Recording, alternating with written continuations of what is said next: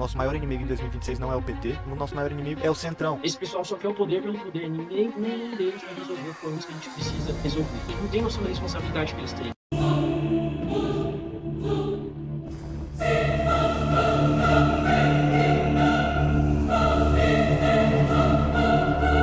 Vamos falar então de 2026, mais um O pouquinho. que tem aí sobre 2026? Cara, Nossa, a que gente massa. tem esse perfil de enquetes no nosso querido X, que fez uma enquete ali entre Jair Bolsonaro, Ciro Gomes, Renan Santos e Lula para 2026. Então é um perfil de fora da nossa bolha em que o Renan chegou lá e começou a ganhar. A galera começou a postar aquele discurso dele no lançamento da Frente Nacional contra o Crime Organizado. E de fato estava dando 50%. Acho que depois os bolsonaristas viram: opa, como assim esses isentões aí estão na nossa frente? Aí eles foram lá e começaram a fazer uma tarefa para alcançar. Mas estava aí, O estava dando interessante é que tem 14 mil 50%. Né? votos. Já é um sinal. E o número do Renan é 41, que se inverter fica 14. A gente tá cheio dos sinais ali. A E eu acho numerologia aí, né? que a gente tinha que levar esses sinais em conta e colocar o Renan Santos lá e a Amandinha de vice. E vamos pra cima, vamos pra ganhar. Eu acho Cara, ia ser do possível. E eu caramba, sou viu, ver o um. Renan no debate. Ah, cara, ia ser muito bom. Eu só não sei se ele ia conseguir não explodir na frente desse tanto de mentirosos. Mas tem que explodir mesmo, tem que jogar na cara desses filhos da puta que de fato são os filhos da puta. Tem que jogar as incoerências deles na cara deles.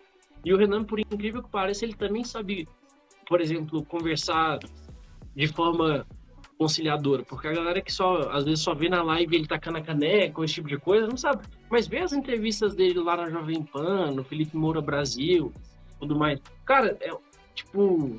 Ele consegue explicar muito bem todas essas questões que a gente fica abordando por aqui, só que com a propriedade de quem abriu o caminho, né? Quando isso aqui tudo era mato. Cara, eu acho que. Olha, eu acho maravilhosa aquela entrevista dele na Jovem Pan.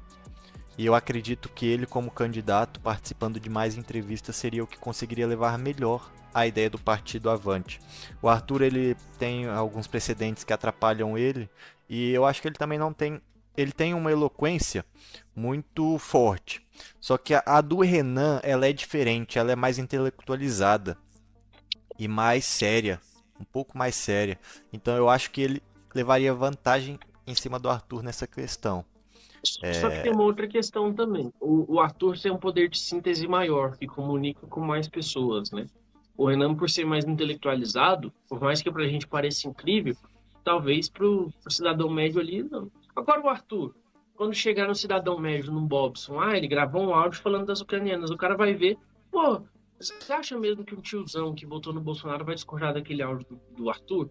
Se ele vê o Arthur falando as coisas que realmente são verdadeiras, que ele vê ali um embasamento na realidade, ele pode começar a pensar: esse áudio não é nada importante frente às coisas importantes que ele está me falando aqui de combate ao crime organizado, de, por exemplo, ele lançando as pautas como ele lançou na candidatura dele à prefeitura de São Paulo, falando ali do plano diretor, falando ali de acabar com a Cracolândia. Ele pautou aquele debate. O Arthur pautou o debate daquela candidatura de 2020 à prefeitura de São Paulo. Eu acho que ele tem plenas condições de fazer isso também na eleição de 26 aqui para presidente. A questão dele, eu acho que o que mais pega são os direitos políticos. Se não fosse isso, acho que era Arthur na certa. Só que o Cara, Beraldo também, ele tem um perfil muito interessante nesse sentido. Ele não é tão intelectualizado como o Renan, pelo menos na minha percepção, mas ele também ele traz um bom poder de síntese ali que... Porque se a gente for colocar, eu acho que o Arthur, ele tem um debate muito forte e tem um poder de síntese também muito forte. O Renan, ele tem uma propriedade muito grande para falar sobre essas pautas, como um dos primeiros a pensar essas pautas que a gente fala aqui, e também ele tem a questão lógica muito bem desenvolvida. Agora, o Beraldo, eu acho que ele traz um mix desses três pontos aí. é isso aí.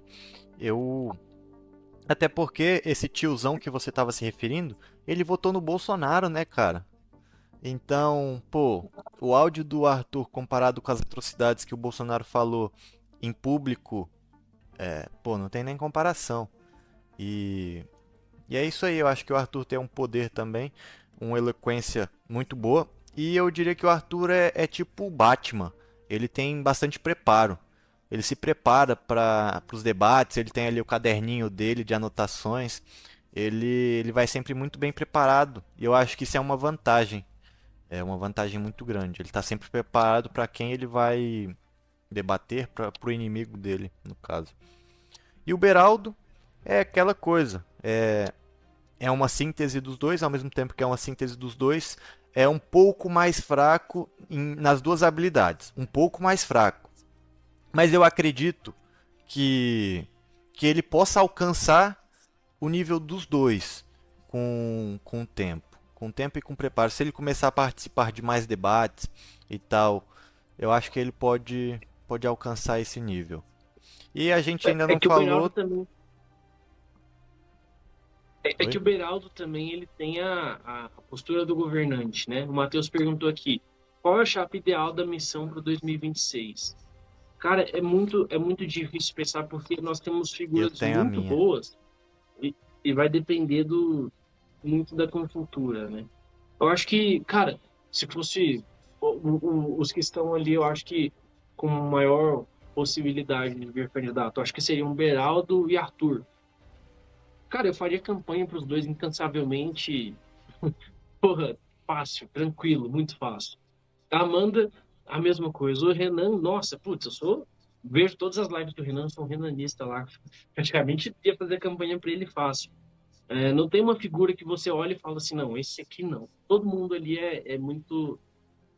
Tá muito acima da média do que a gente tem aí no debate político brasileiro. Mas qual que é a sua chapa ideal, Guilherme? Cara, pra mim é que eu tenho duas chapas. Eu tenho a chapa dos sonhos e eu tenho a chapa que acabaria com tudo. A chapa dos sonhos, assim, perfeição máxima, perfeição pura. Renan e Arthur. E a segunda chapa seria Amanda e Arthur. Amanda como presidente e o Arthur como cão de briga. E, e é isso aí. Por quê? A Amanda, ela tem vários traços que tornam ela muito boa para ser colocada em um desafio desses. Ela já tem a história, ela já tem uma história, ela já tem uma jornada do herói que muita gente conhece e que dá para ser espalhado muito mais. Ela é a pessoa com maior proeminência no grupo nos últimos anos, depois do Guto Zacarias, e tem idade ideal. Ela tem pautado várias pautas nacionais ultimamente. Ela tem crescido horrores. Todo mundo não, mas ela já tem um perfil nacional. As pessoas conhecem ela nacionalmente. Não todo mundo, claro, como todo mundo, quase todo mundo conhece o Arthur, mas o Arthur vinha para complementar nisso e seria muito bom. Eu acho que seria uma chapa que ia redimir o Arthur pelo fato da Amanda ser uma mulher, ele está se colocando como vice. E, e é isso aí. O Matheus perguntou: o que falar sobre essa união que o Temer está fazendo contra a chapa da missão para 2026? Cara, pra mim tem que ir pro combate com eles, é aquilo que a gente falou no começo. Esse pessoal só quer o poder pelo poder. Nenhum deles vai resolver os problemas que a gente precisa resolver. Nenhum deles vai contribuir naquela questão que a gente sempre fala da, da nossa batalha ser uma batalha geracional. É a nossa geração que precisa assumir frente e resolver as coisas. Nenhum deles vai corroborar nesse sentido. No final das contas ali vai ser só o Tarcísio do Kassab, o Tarcísio do Bolsonaro, o Caiado, que vai estar ali submetido à União Progressista. Sinceramente, quando você pensa o nome União Progressista, você imagina essa porra fazendo Um alguma partido coisa de de útil? esquerda. Parece um partido de esquerda o nome, né? Mas, na verdade, é um partido que vai estar ali só para. Eles só querem ter 109 deputados federais para ter mais fundo eleitoral e tentar fazer mais federal na próxima eleição para ter mais fundo eleitoral depois e assim por diante. Eles não têm isso aqui que a gente está falando, esse esse tesão, essa paixão de falar quando você vai, eu quero resolver, eu quero ver o crime organizado ruindo para o nosso país poder crescer. Não tem nada disso. Você vê alguma coisa nesse sentido deles?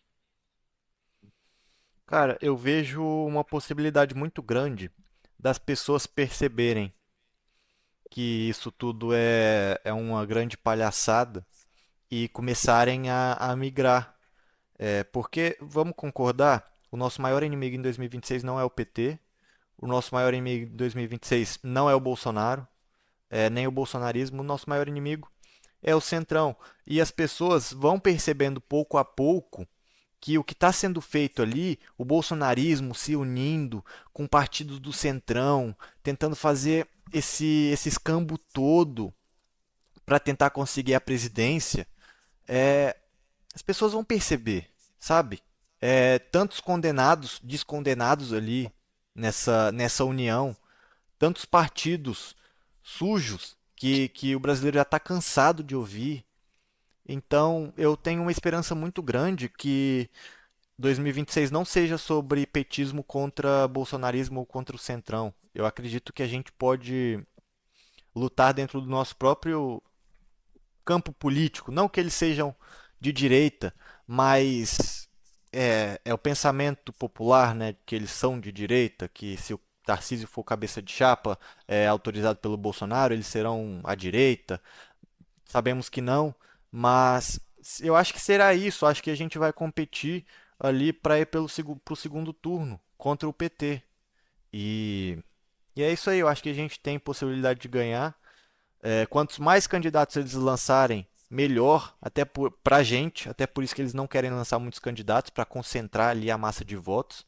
E no fim é isso. Eles não querem dividir os votos porque eles sabem que é perigoso e um maluquinho para o segundo turno. Seja um Pablo Marçal da vida, seja um Caiado com muita sorte, um Zema quase impossível. E aí tem a missão que está crescendo.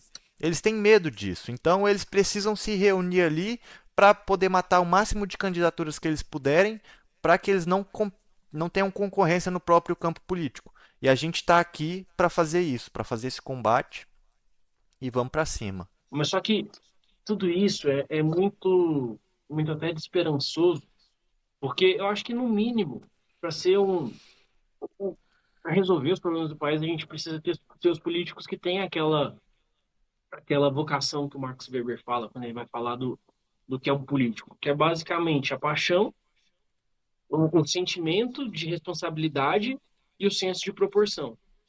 Cara, esses caras não têm paixão naquilo que eles fazem. Eles não têm paixão que eles fazem. Você acha que um cara que tava com o governo Dilma e agora tá com o Bolsonaro e junto com o Kassab, você vê alguma paixão num cara desse? Ele é melhor do que muitos políticos que estão aí, mas esse cara não tem a paixão que ele precisa. Eles não têm um senso de responsabilidade, porque o senso de responsabilidade, um cara que tem um mínimo de senso de responsabilidade só na posição de poder do país, a prioridade dele hoje é combater o crime organizado, é liberar essas milhões de pessoas do jugo de facções criminosas que são injustas, que são parasitas, que só estão ali para sugar aquelas pessoas que são as pessoas mais pobres do nosso país, ali, pessoas pobres que têm que sustentar uma corja de vagabundo de um Estado paralelo.